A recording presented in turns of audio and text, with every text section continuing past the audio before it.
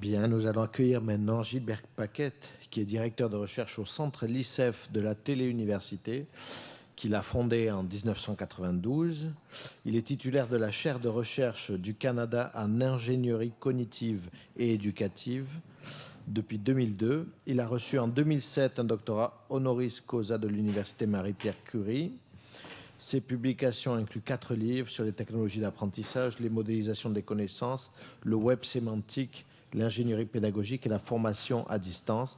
Il dirige actuellement plusieurs projets de recherche sur le web sémantique, la scénarisation pédagogique et les ressources éducatives libres. Merci.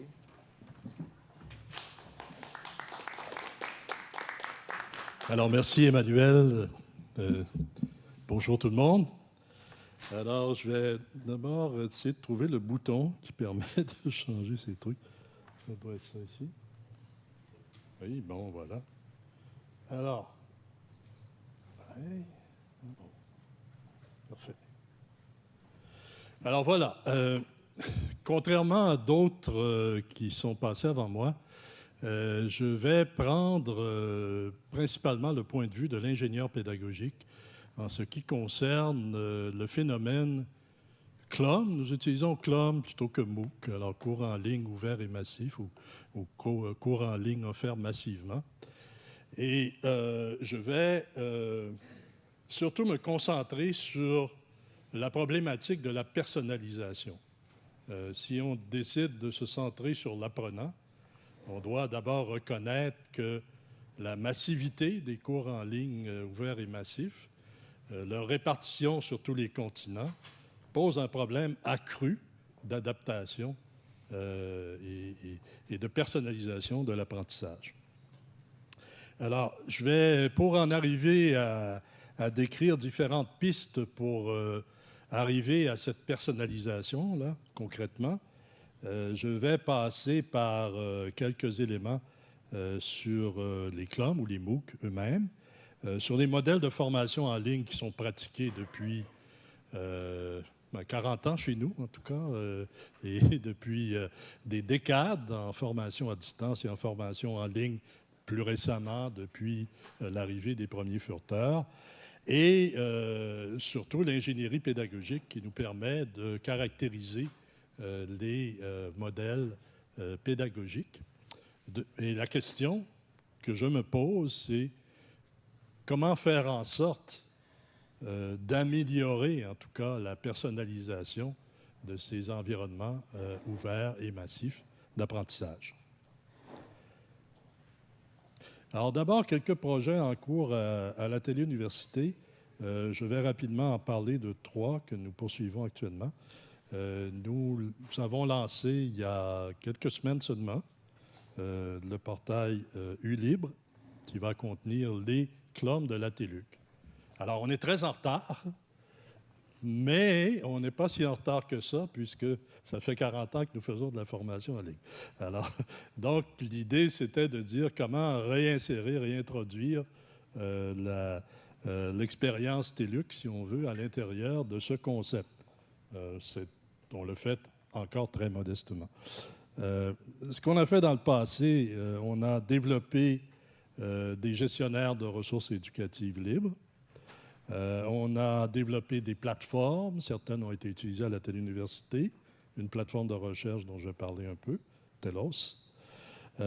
Les 2 plateformes Explora et Concepta qui ont été utilisées pour diffuser des cours en ligne de la Téléuniversité.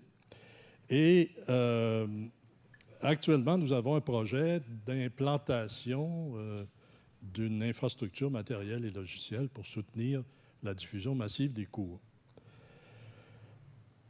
Ensuite, on a travaillé beaucoup sur l'ingénierie pédagogique, alors dont les éléments principaux dont je vais parler, c'est la modélisation des connaissances et des compétences, la scénarisation et les modèles pédagogiques, et puis les modèles de diffusion. On distingue, nous, les modèles pédagogiques et les modèles de diffusion. Et ça nous mène à un 3e élément de notre activité actuelle, qui est un projet de recherche qui est financé par le CRSH, et qui vise justement à approfondir toute cette question vitale, à mon avis, comment personnaliser les CLOM. Alors, c'est une vue du portail U-Libre. Ce n'est pas très fourni encore. Il n'y a que 2 cours qui sont là. Et ce qu'on a fait récemment, on a annoncé tout simplement les cours. Il y a déjà eu en 3 semaines 17 000 visites sur le portail. Ça nous a bien surpris. On ne pensait pas qu'il y en aurait tant, mais c'est une expérience que d'autres peuvent raconter ailleurs dans d'autres pays.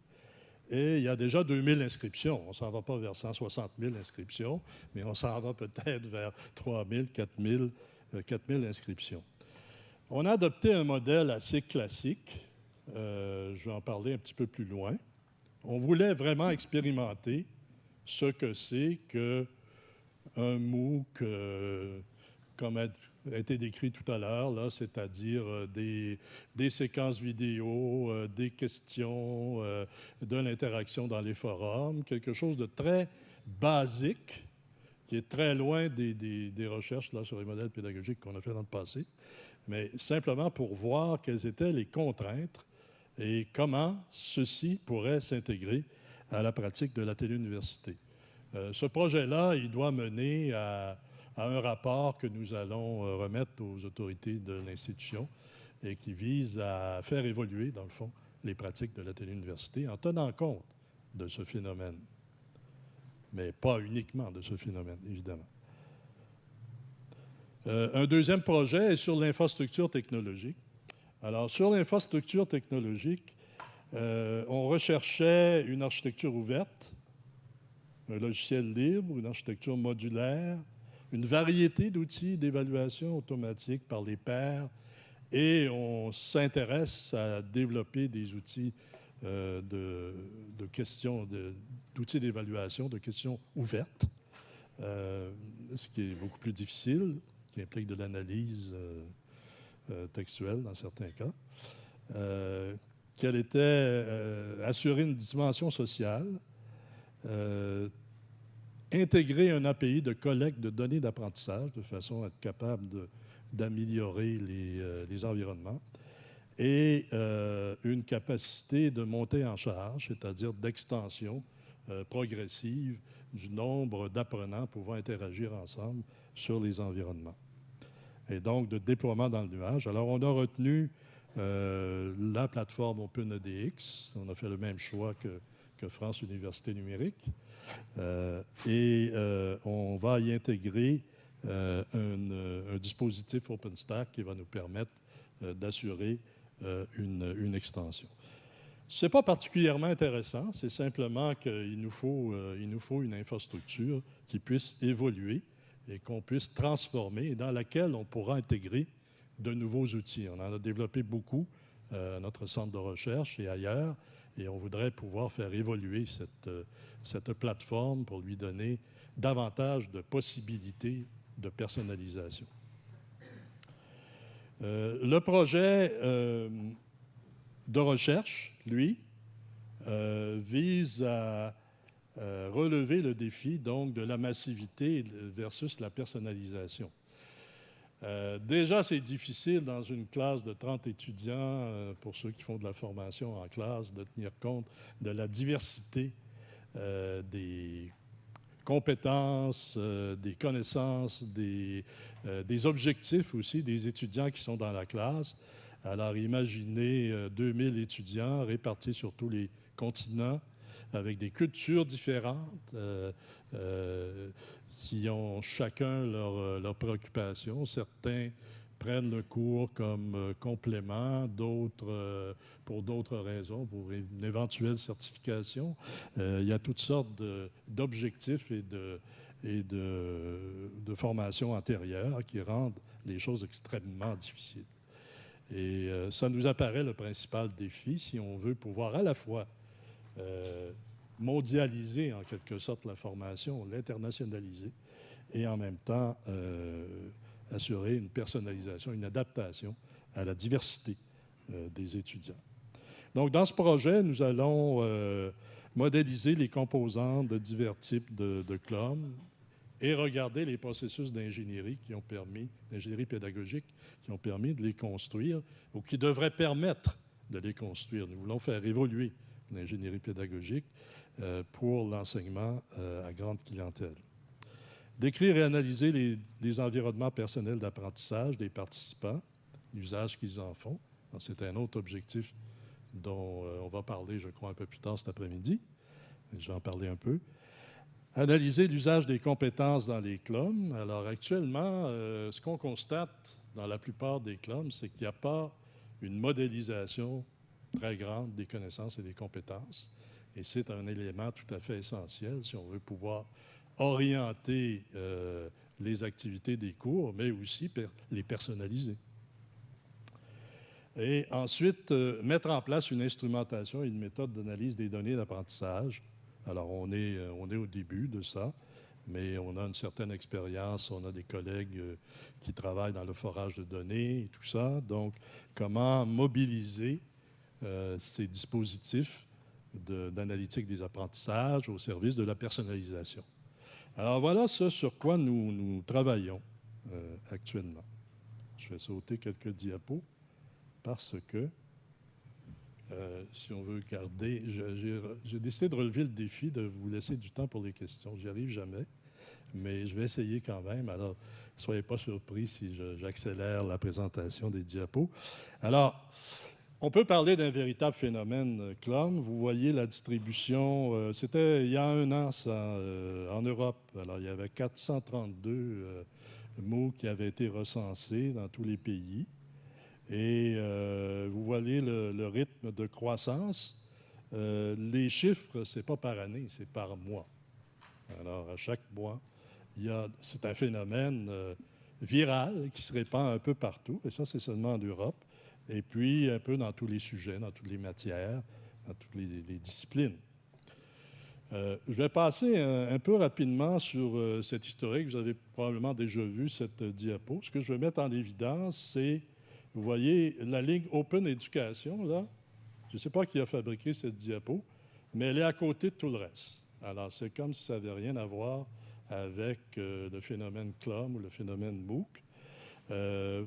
Ce qui est central, on voit l'Open University qui produit Future Learn. Et puis, le gros des troupes, ça a commencé par des MOOC, des CLOM connectivistes. Et puis, on voit tout de suite une déviation qui est devenue dominante, ce qu'on appelle les X-CLOM. Alors, les CLOM beaucoup plus transmissifs, beaucoup moins constructiviste, si on veut. Et c'est maintenant le gros des efforts se porte là-dessus. Alors, vous allez dire pourquoi vous ne continuez pas à vous intéresser à rallier la formation en ligne et puis les CLOM connectivistes. Bien, c'est parce qu'il faut essayer de contribuer à améliorer ce sur quoi tout le monde se concentre. Ça, c'est une opinion personnelle, mais je pense que c'est peut-être mon passage en politique qui me dit, bien, préoccupez-vous de la masse des gens. Si on fait une amélioration technologique qui nous fait reculer sur le plan pédagogique, bien, on doit d'abord s'inquiéter de cela et essayer de trouver des solutions. Ce qui ne veut pas dire qu'on ne veut pas combiner les modèles de formation en ligne, c'est d'ailleurs, et les modèles connectivistes avec ceux qui sont maintenant dominants sur tous les continents. Alors, oui, le lien avec les ressources éducatives libres, je vais passer rapidement là-dessus. On a travaillé beaucoup dans ce domaine-là, on y travaille encore.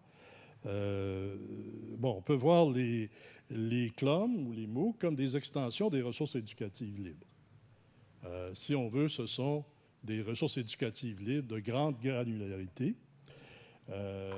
Et pour que les cours en ligne soient vraiment ouverts, bien, il faut que les ressources qui y sont intégrées, que ce soit des activités, des scénarios, des plans de cours, des différents types de matériel pédagogique, soient vraiment ouverts.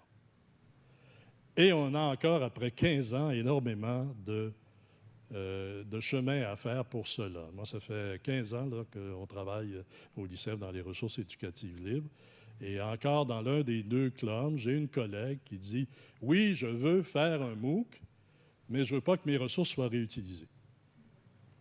Et il y a encore énormément de phénomènes comme ça, mais malgré tout, les MOOC ont ceci de positif, c'est qu'elles nous mènent vers un partage plus grand des ressources pédagogiques. C'est inévitable, on ne peut pas faire de MOOC, à moins qu'on enlève le mot ouvert dans l'acronyme, sans ouvrir l'usage des ressources. Alors, donc, il faut une gestion de ces ressources-là. Actuellement, on utilise très peu les gestionnaires de ressources dans les clubs. Par exemple, dans la plateforme OpenEDX, il n'y a pas de gestionnaire de ressources éducatives libres, comme OrioAI en France ou Paloma Comet chez nous. Il y en a partout des gestionnaires de ressources libres. Dans Globe, qui est un consortium auquel je participe, on a un référentiel à date là, de 840 000 ressources qui sont là. Absolument pas utilisées, ou très peu, pour la réalisation des clubs. Alors, il faut intégrer une gestion des ressources éducatives libres et qu'on soit connectiviste, behavioriste, constructiviste, on a avantage à réutiliser les meilleures ressources, à les identifier, à les trouver, à les intégrer. Et si on réinvente la roue à chaque fois, on va avoir un recul sur le plan pédagogique. Alors, les plateformes donc, doivent intégrer étroitement des outils de recherche et d'intégration de ressources. Ça, je pense, c'est le premier élément. Alors, si on essaie de faire un bilan provisoire, pourquoi les gens font-ils des clubs, font-ils des MOOC? Bien, d'abord, c'est pour élargir la population étudiante en ligne. Il faut se dire que la croissance des clubs est le fait principalement des universités campus. C'est pour ça que les universités à distance s'y mettent très, très peu. Ils font déjà de la formation en ligne. Alors, les modèles dominants sont colorés par le modèle de la classe en présence. Beaucoup de lecture, beaucoup de visionnement, beaucoup de transmission, le cadencement pédagogique. Alors, vous avez un cours qui commence et on vous donne, là, je suis en train de parler des défis, donc, le potentiel, c'est d'élargir la population étudiante, d'étendre la formation en ligne aux universités campus, c'est les universités en face de plus en plus, donner une visibilité à l'institution, renouveler un peu la pédagogie, le fait de passer en ligne, veut pas, il faut faire un peu de planification pédagogique. Donc, il se peut qu'en passant en ligne, il y ait une réflexion accrue qui se fasse sur la planification pédagogique. Stimuler l'innovation en formation. Par exemple, l'évaluation par les pairs. Ce n'est pas encore très pratiqué, mais c'est une possibilité des plateformes de MOOC ou de CLOM. Et bon, l'évaluation par les pairs, c'est un élément qui a un caractère pédagogique extrêmement intéressant. Et si on peut l'implanter correctement, on trouve des mécanismes efficaces sur le plan de l'ingénierie pédagogique, ben on va peut-être obtenir quelque chose qui existe dans la formation en classe, mais qui pourrait s'étendre davantage. Et puis, l'analytique des apprentissages devient possible. Alors, le fait d'avoir une grande masse d'étudiants, on peut caractériser davantage ce qui se passe et penser à améliorer nos processus, nos scénarios pédagogiques, les ressources qui sont utilisées et possiblement offrir progressivement dans un MOOC des alternatives de plus en plus grandes qui vont aider à la personnalisation. Les défis, ben, c'est évidemment, j'en ai parlé tantôt, l'internationalisation, donc la diversité des étudiants, dont il faut quand même tenir compte. C'est seulement les étudiants qui peuvent apprendre, hein. Ce n'est pas les professeurs ni les concepteurs de cours. Le cadencement pédagogique, j'en ai parlé tantôt, ben, oui, ça peut être avantageux à certains points de vue, mais dans la mesure où on enlève la liberté du rythme d'apprentissage. L'individualisation de l'apprentissage, c'est beaucoup une question de rythme. Tous les étudiants ne sont pas prêts à changer de sujet d'une semaine à l'autre, là, comme ça, comme à l'armée. Alors, il y a un peu de ça dans les CLOM. Il y a très peu d'ingénierie pédagogique qui se font. Il commence à y avoir des documents, des guides qui sortent, mais il y en a encore très peu. L'encadrement, le tutorat, le conseil est pratiquement inexistant. Donc, l'interaction des tuteurs, comme on trouve en formation en ligne, c'est à peu près impossible à implanter actuellement. Il faut trouver des modèles, des méthodes. La persistance des étudiants est extrêmement très faible, probablement à cause de tous ces facteurs-là. Et puis, il y a toute la question de l'évaluation. Là, actuellement, on émet des certificats d'attestation, mais ce n'est pas encore vraiment implanté dans la formation par crédit. Il y a des institutions qui annoncent des maîtrises ou des certificats entièrement crédités, mais ce n'est pas encore fait. Et puis, il reste à trouver un modèle d'affaires. C'est-à-dire, ça coûte quand même de l'argent faire des CLOM, mais on n'a pas encore vraiment trouvé une façon de financer ça pour qu'au-delà de l'engouement actuel, ça devienne une réalité des institutions universitaires. Alors, il faut instrumenter les acteurs de la formation. C'est notre principale préoccupation. Donc, il y a toutes sortes de mécanismes. Je vais passer rapidement là-dessus. Je pense que vous connaissez cela. Ce sur quoi je voudrais insister, c'est que les CLOM sont une réalité pédagogique multiple, mais qui n'épuisent pas tous les possibles, loin de là. Et je vais regarder uniquement 3 facteurs: les activités d'apprentissage et les ressources, les stratégies pédagogiques et les modèles de diffusion, parce qu'il y a d'autres facteurs aussi. Il me semblait qu'il y avait autre chose avant ça, c'est curieux. Bon. Ben, écoutez, on va regarder d'abord les activités et ressources. Alors, ce que je suis en train de montrer là c'est notre méthode d'ingénierie pédagogique et la classification des activités. Alors, vous avez des activités de production, où les étudiants construisent quelque chose. Vous avez des activités d'exécution, donc visent à produire une trace d'exécution d'un processus. Alors, les processus sont aussi des connaissances. Donc, si on veut enseigner des connaissances de type processus, ben, c'est peut-être pas mauvais de les faire exécuter de temps en temps. Des activités d'organisation, on ne va pas retrouver ça dans les XMOOC beaucoup. Des activités de collaboration, des activités visant la motivation, des activités de perception, des activités sociales et de détente, c'est important aussi, et des activités de métacognition où on regarde, l'étudiant regarde ses progrès et son processus d'apprentissage. Alors, dans les XMOOC, si on veut, ou les MOOC les plus répandus, ben, c'est surtout des activités de consultation et de collaboration et très peu du reste. Et dans les activités connectivistes, dans les CLOM connectivistes, ben, on ajoute des activités de métacognition et des activités, on met l'accent davantage sur les activités de collaboration. Ça, c'est le point de vue activité, uniquement. Et les ressources qui vont avec, évidemment. Les stratégies pédagogiques, dans notre méthodologie d'ingénierie pédagogique, on classifie les stratégies en 5 grandes catégories et ensuite on subdivise ces catégories. Donc, vous avez l'apprentissage par réception et l'assistance, quand il y en a, par présentation.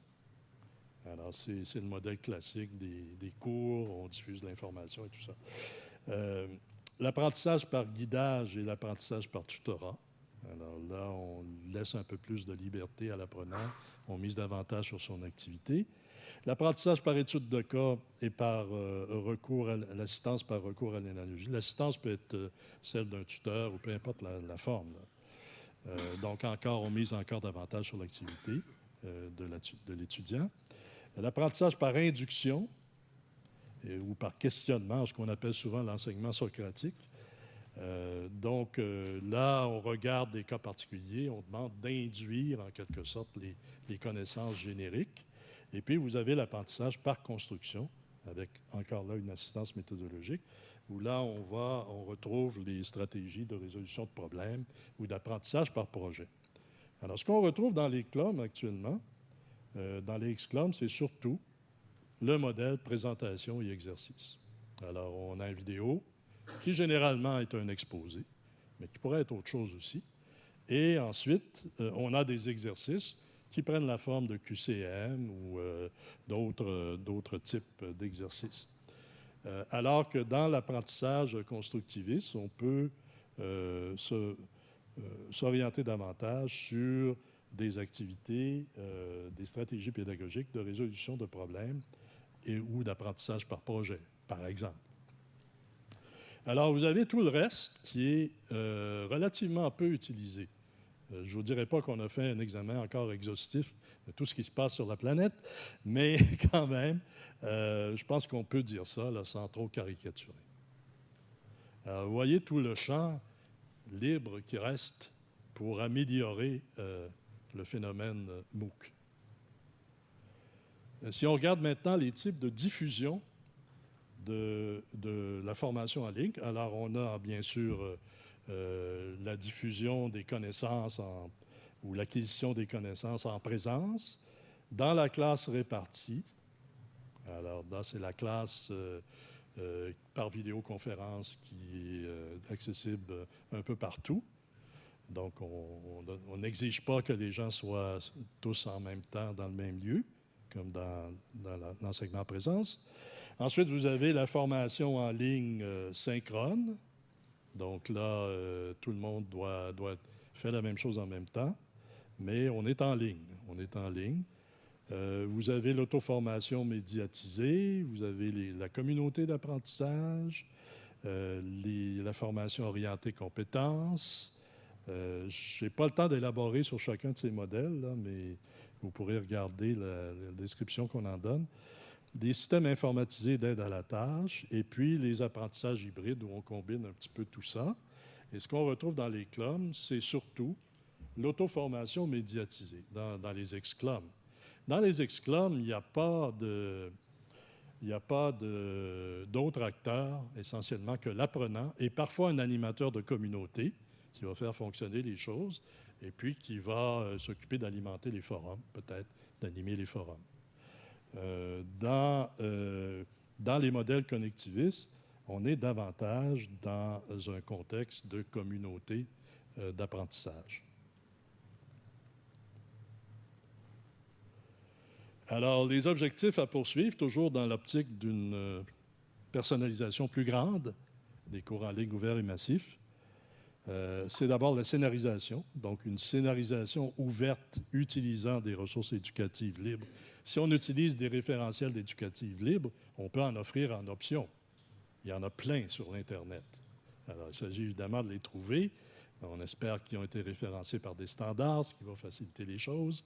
Et on peut davantage offrir de possibilités de personnalisation.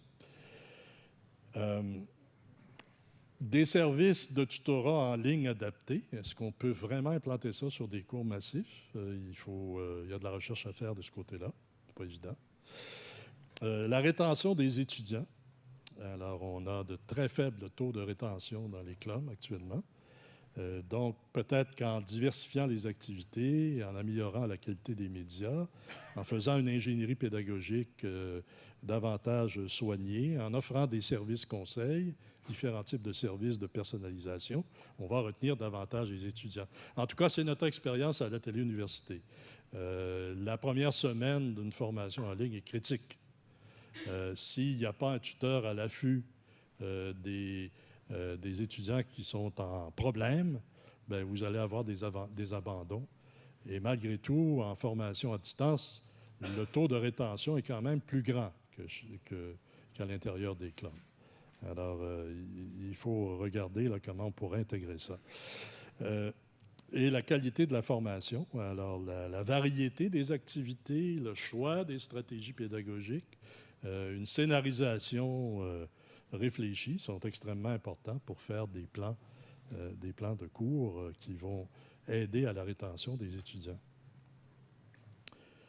Et puis finalement, l'évaluation, l'accréditation. Alors, on a des mécanismes d'évaluation par les pairs qui sont très peu utilisés, par les tuteurs encore moins, et on donne des attestations, mais encore très peu de crédits dans les cours. Et ça aussi, c'est un facteur de motivation important pour les étudiants.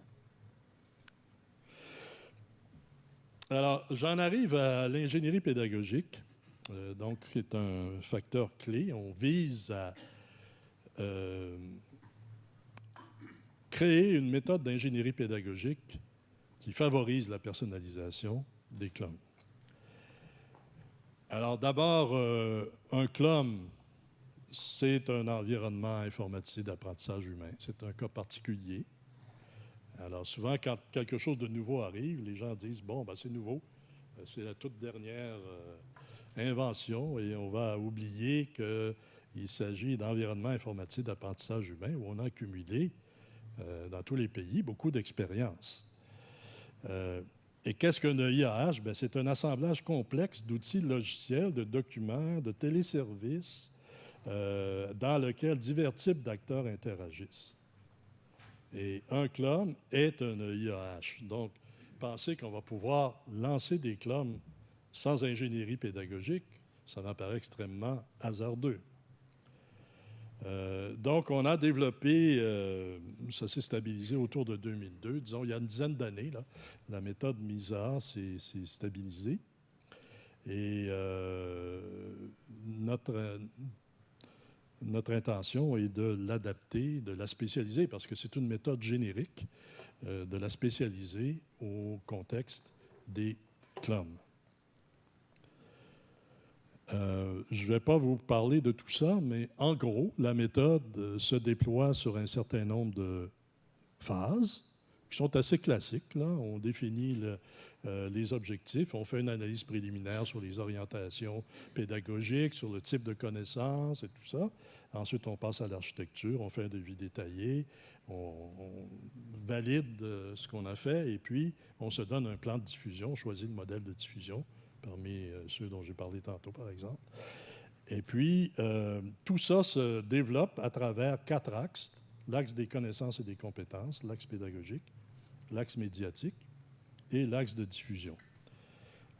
Ça donne quelque chose de relativement élaboré et complexe, mais où, essentiellement, il y a 3 modèles importants dont il faut tenir compte. C'est le modèle des connaissances, la définition des compétences qui donne des objectifs au cours et le modèle pédagogique où on définit les scénarios. Alors, je passe rapidement, je vais passer rapidement là, sur les détails. Actuellement, en France, on a deux documents qui sont, je dirais, des guides pour l'élaboration des MOOC et qui, disons, sont à un niveau de complexité à l'autre bout du spectre, disons, mais qui sont extrêmement intéressants à regarder. Et notre préoccupation, c'est de trouver un moyen terme là, qui tient compte de toute l'expérience qui a été accumulée en ingénierie pédagogique, mais qui tient compte également de ces éléments clés qui ont été identifiés dans ces deux documents-là, que vous retrouverez sur le web facilement, et où on dit, bien, essentiellement, il y a 5 axes. Alors, il y a des objectifs, il y a un public cible. Allez caractériser le public cible quand vous avez 50 000 étudiants répartis sur les différents continents. C'est pas évident. Mais il faut quand même le savoir qui est-ce qu'on vise. Alors, nous, dans nos MOOC, on a visé la francophonie. Déjà, le niveau de complexité est un peu plus restreint, mais là-dedans, il y a des gens en Europe, il y a des gens au Maghreb, il y a des gens en Afrique subsaharienne, et il y a des gens au Québec, évidemment, et dans le reste du Canada.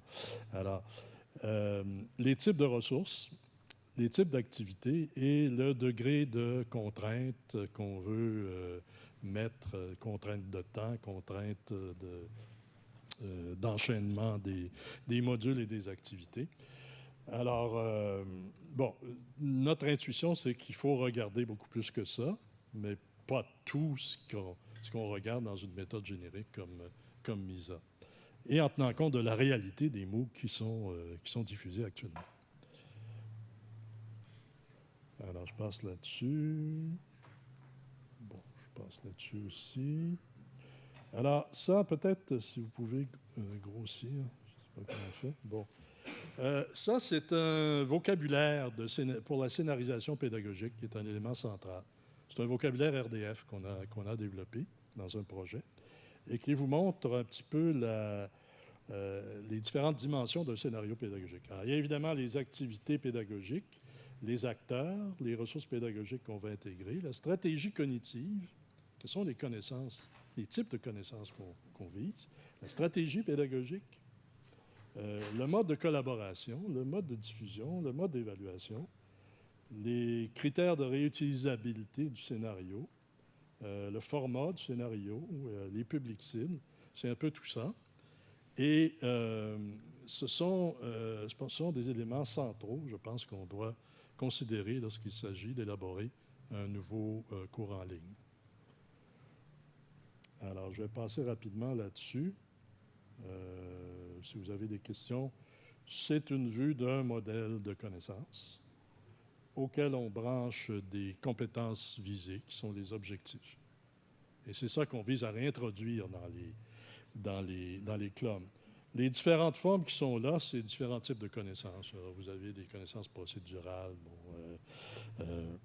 conceptuelles, des connaissances stratégiques. Et celles qui sont enfoncées sont les connaissances prioritaires d'un cours. Et ce sont ces connaissances prioritaires sur lesquelles on va brancher des énoncés de compétences.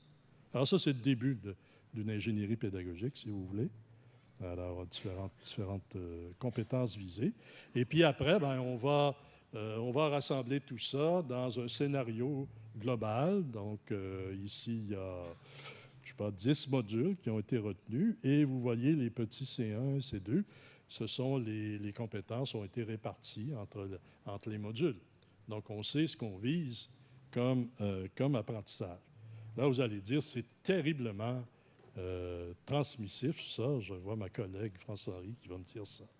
Et je pense qu'ici, ça ne dit pas qu'est-ce qu'on va faire à l'intérieur des modules.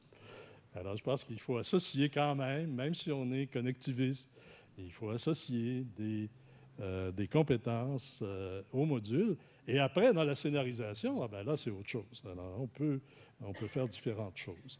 Alors, on peut faire un modèle assez classique comme celui-ci. Je suis à l'intérieur d'un module. J'ai des règles d'adaptation, de collaboration, d'évaluation, des règles de démarche. Je ne suis pas obligé d'avoir une démarche très policée. Je peux avoir une démarche très ouverte. Mais ici, il y a une séquence d'activités, mais ce n'est pas nécessairement une séquence. Il n'y a pas de lien de précédence entre les petits ronds verts. Et là, il n'y a pas de séquence. Ça veut dire que c'est un modèle de cafétéria. C'est-à-dire, vous prenez les activités dans l'ordre que vous voulez. Il n'y a pas de lien de précédence. Alors, c'est pas un modèle, c'est pas un XMOOC classique là, qui est là. Si on mettait des liens de précédence, on serait un peu plus proche. Vous voyez? Alors, ça fait partie du modèle pédagogique. Je vous passe le modèle de diffusion et j'en arrive à la personnalisation.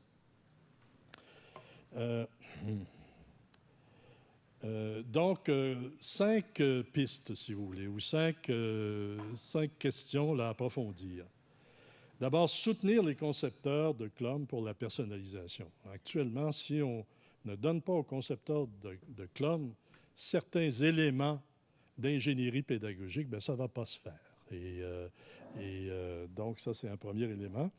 Adapter un scénario XCLOM, je vais donner un exemple. Intégrer une assistance épiphyte, c'est un terme qu'on a inventé il y a longtemps, là, soit humaine ou automatisée ou semi-automatisée. Offrir des environnements personnels d'apprentissage. Prévoir des options avec ou sans personnalisation au niveau du modèle de diffusion. Alors, tout ça vise à personnaliser davantage. Pas parfaitement, mais davantage que maintenant. Alors, je prends le premier cas. Donc, pour soutenir les concepteurs, bien, fournir une méthode adaptée, une méthode d'ingénierie pédagogique, fournir une classification des CLOM aussi pour que les gens voient qu'il y a plusieurs options. Il n'y a pas un seul modèle possible. Donner une méthode de construction des trois modèles, modèle de connaissance, modèle de l'apprenant, c'est-à-dire modèle des compétences visées ou compétences seuil, et le modèle pédagogique. Et donner un support à l'intégration des activités et des ressources. Et puis, fournir donc une méthode et des outils d'assistance à la conception. C'est une façon d'aider à la personnalisation. Une autre piste, c'est d'adapter un scénario XCLOM. Alors, par exemple, ajouter un module de classification des apprenants au début pour réduire la complexité.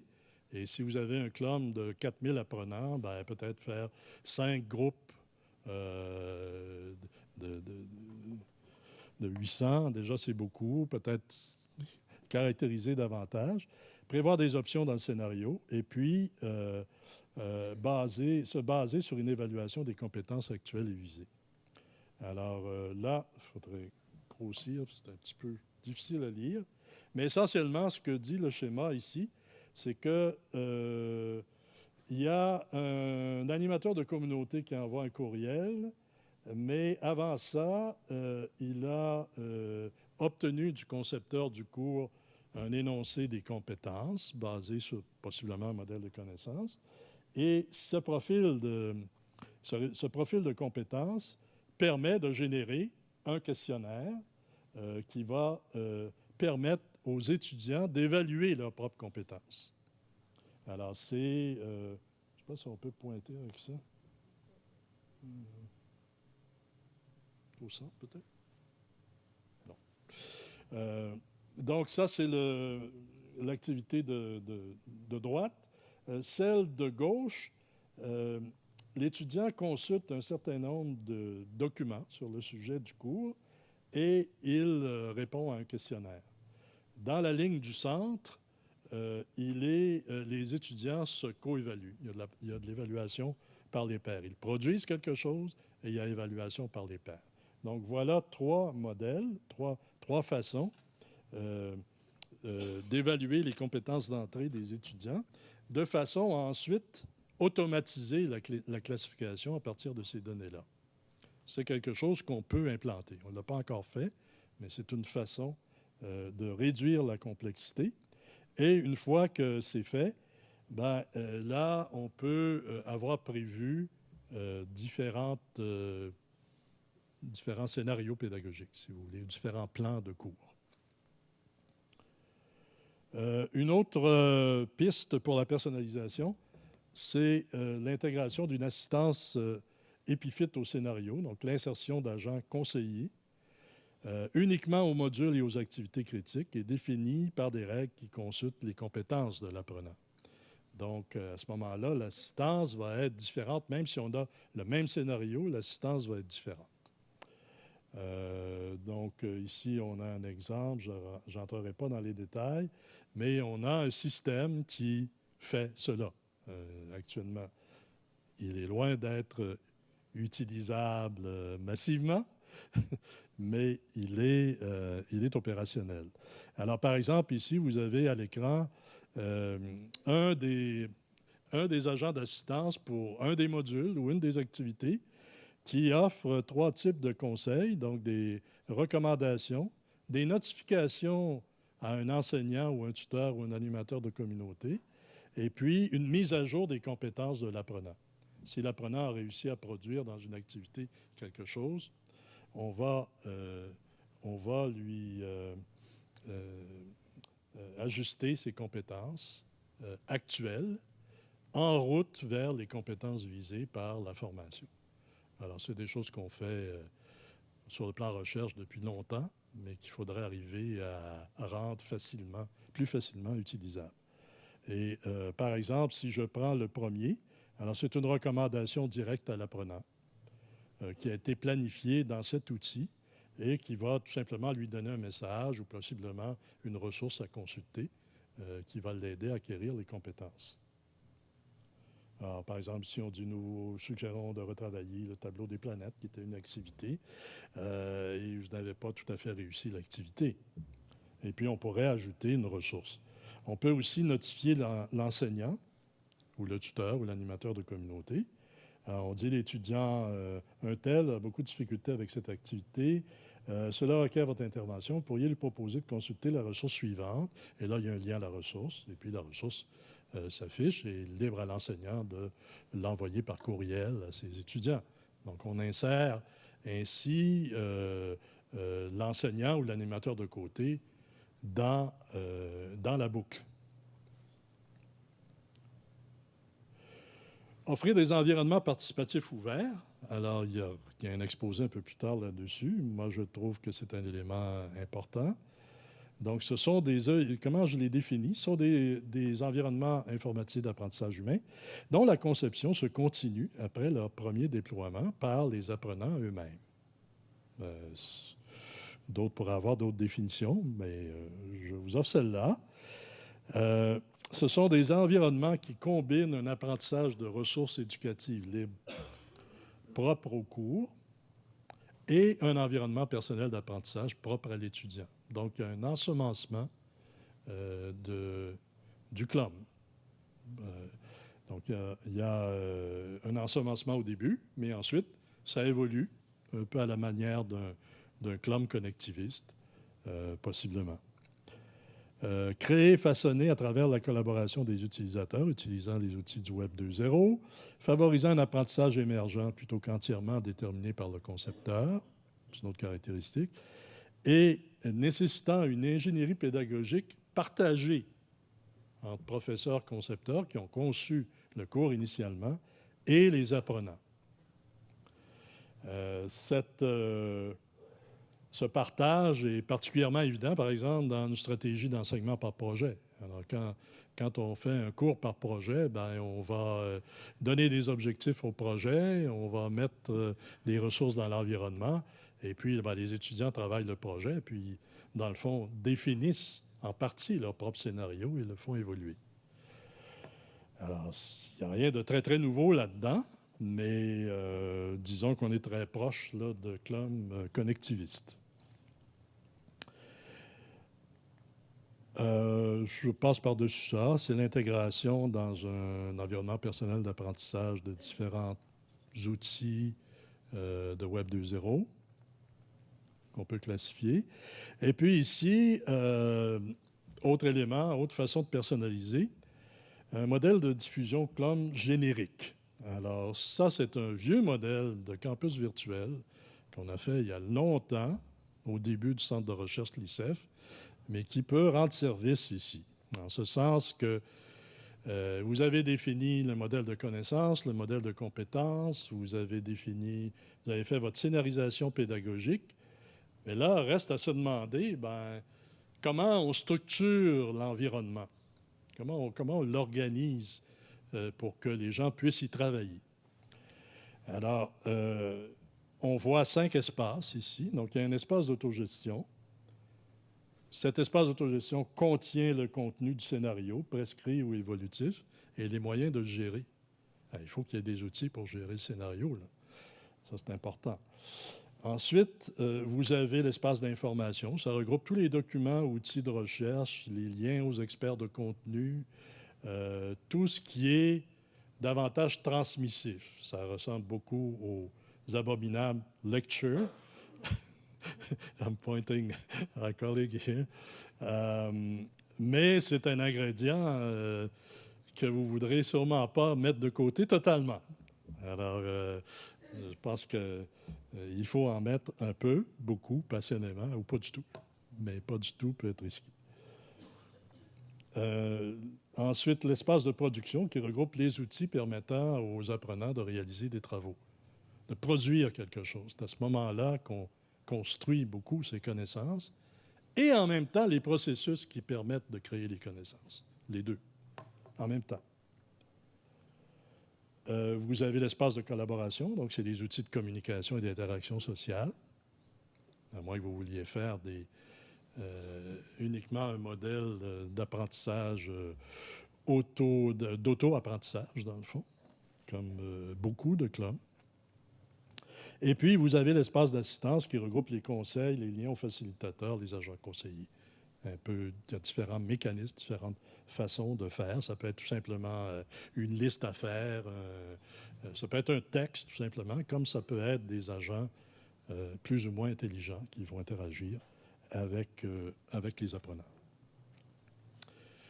Et puis, finalement, là, j'en arrive au modèle d'affaires. Je ne vais pas élaborer beaucoup là-dessus, mais nous, une des préoccupations que nous avons, c'est qu'au départ, un club doit être à accès libre, sans frais. Sans ça, ce n'est pas un club. Bon. Maintenant, ça implique une évaluation automatisée intégrée au cours. Si on veut émettre autre chose que des certificats de participation, si on veut pouvoir dire que l'apprenant a réussi, bien, il faudra mettre un mécanisme qui va permettre de le faire, pas uniquement de s'assurer que l'étudiant a fait telle activité, mais bon. Alors là, on n'a pas beaucoup de personnalisation là-dedans, à moins que le scénario pédagogique, évidemment, ait été fait en fonction de ça, mais dans la plupart des X-Clubs, il n'y a pas beaucoup de personnalisation là-dedans. Alors, si on veut avoir plus de personnalisation, bien, on va ajouter des services d'assistance, comme la formation en ligne. Non seulement une évaluation automatisée, mais des tests et corrigés, des conseils par tuteur et un peu tout ça. Et il y a un coût à ça qu'il s'agit d'évaluer. J'ai mis un chiffre, on ne l'a pas évalué encore, mais disons là, c'est un mix du modèle CLOM et du modèle de formation à distance ou de formation en ligne que pratiquent les universités à distance. Et puis, si vous voulez vraiment créditer les CLOM, ben là, il faut ajouter un mécanisme d'évaluation un peu plus sérieux et forcément plus coûteux. Alors, c'est un peu ça.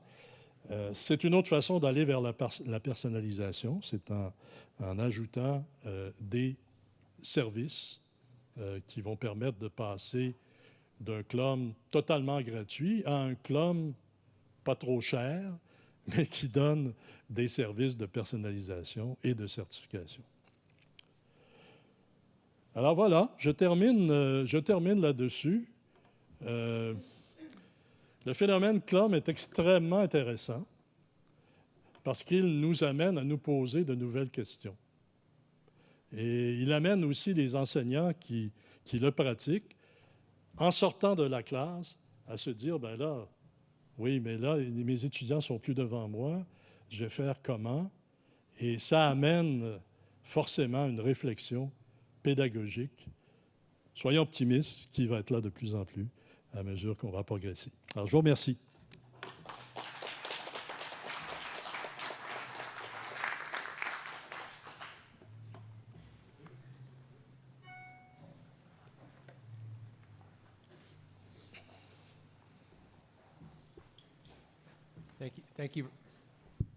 Thank you very much for your very wonderful presentation.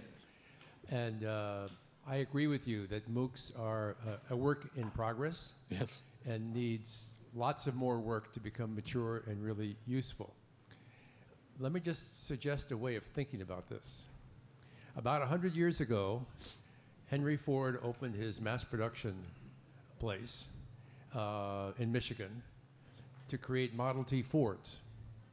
And he said, you can have any color as long as it's black. Frederick Taylor made Taylorism, which it gave rise to industrial engineering, popular at that time and influenced greatly the mass production design. So we have weapons of mass production. We have, as we heard yesterday, weapons of mass instruction. MOOCs are weapons of mass instruction. Now, to me, the MOOC has been conceptualized all wrong in the sense that it is a internet-based version of a course on campus. Yeah, and the course on campus is you have all these widgets in progress, namely the students, and they're all getting the same stuff at the same pace and must learn exactly the same material. Anyone who goes to a mall to go shopping for clothes or whatever else, no two people do the same thing because no two people need the same thing at the mall. No two learners need exactly the same material in calculus, physics, biology, or whatever it is. So the problem with MOOCs, in my view, is that we're taking that Tayloristic manufacturing approach, which makes it very efficient for us on campus to deliver the same content to 30 people, 300 people, however many it is, and put it out on the web. Well, with the web, with all the tools you're talking about and all the modifications you're talking about, a student studying biology needs to know a different kind of calculus than a student studying physics. So the personalization you talk about, in my mind, should be not only pedagogical and all these other issues you're talking about, but also content related.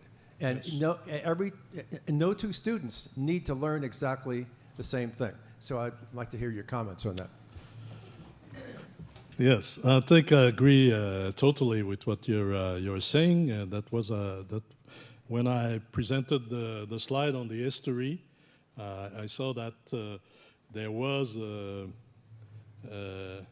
bifurcation where people were starting with the connectivist mood, separate from traditional online learning, which there are a variety of models, and then move to exactly what you said, a kind of Taylorist application or scenarios.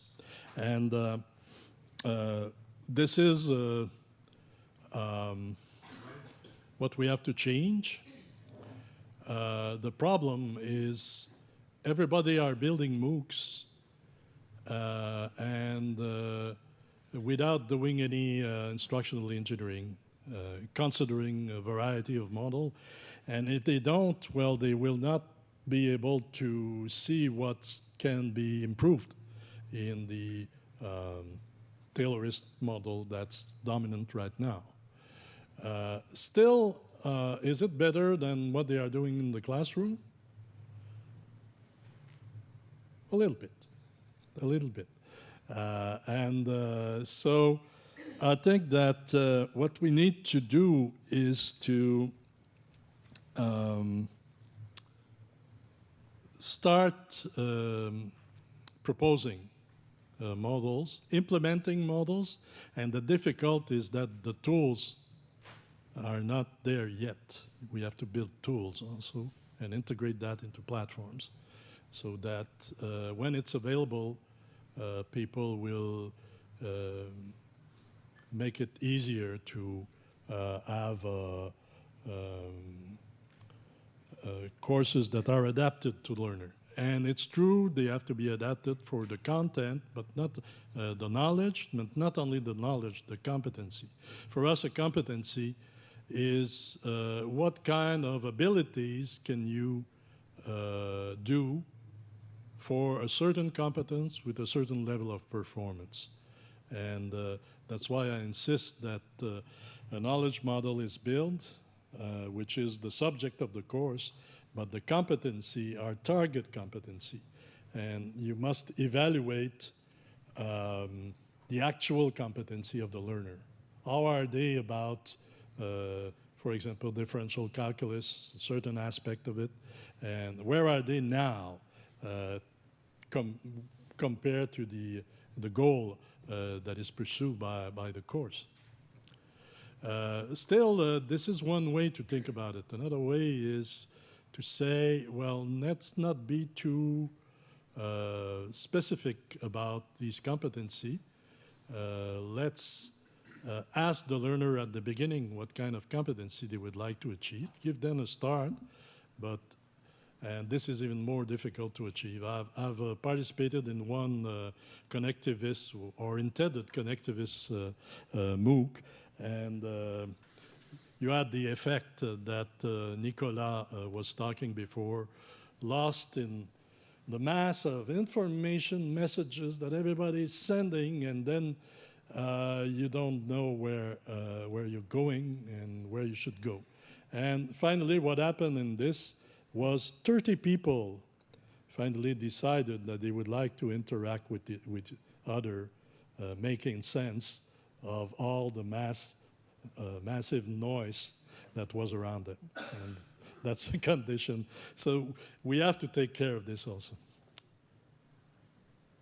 Yes? Yes. Eric? Deux questions. Oui. La première, sur le contrôle de l'apprentissage. Est-ce qu'on peut et jusqu'à quel point faut-il contrôler l'apprentissage et quel est l'effet de ce contrôle? Ou est-ce que le contrôle peut être plus assuré par l'apprenant ou d'autres? Et la deuxième question, en fait, on a lié beaucoup la formation et l'évaluation. C'est un peu dans le discours de Nicolas. On pourrait aussi penser qu'elles peuvent être totalement découplées et que tu as des environnements de formation et de l'autre côté, ailleurs, autrement, tu as des environnements de certification, etc., qui peuvent être complètement séparés. Et on peut les penser complètement séparément. Et ça change après les positions. Oui, tout à fait. Parce que c'est lié à la question de l'évaluation. Si on est en train de faire un cours, comme on a fait déjà, nous, pour la préparation des avocats à l'examen du barreau, ben là, ils veulent avoir des objectifs précis et puis des ressources précises pour pouvoir réussir l'examen. Alors que dans d'autres cours, si c'est des cours par crédit, il va y avoir beaucoup plus de contrôle. Si c'est des cours totalement libres, disons, de culture personnelle que les gens prennent sur le web, qui sont tout simplement plus organisés que toutes les ressources qu'on peut rechercher dans Google ou avec un moteur de recherche, et qu'on a tout simplement fait un effort de structurer les activités, les ressources de façon intéressante, il faut garder cet espace de liberté. Mais au-delà de tout ça, il faut de la liberté pour apprendre. S'il y a trop de contrôle, les gens n'apprendront pas grand-chose. Ils vont apprendre à répéter ce qu'on veut bien qu'ils répètent pour passer un examen. Alors, je pense qu'il faut de la liberté pour apprendre. Mais jusqu'à maintenant, le mouvement MOOC est marqué par le contrôle. C'est-à-dire que l'enseignant qui enseignait en classe se dit, là, ils ne sont plus devant moi, donc il faut que je contrôle. De la même façon que nos administrateurs aiment bien contrôler les professeurs, quand ils feraient quelque chose qui ne correspondrait pas à leur vision et tout ça. Alors, je pense qu'il faut apprendre à mettre de la liberté dans nos environnements aussi. Mais encore là, ça demande des méthodes, des outils, c'est encore plus exigeant.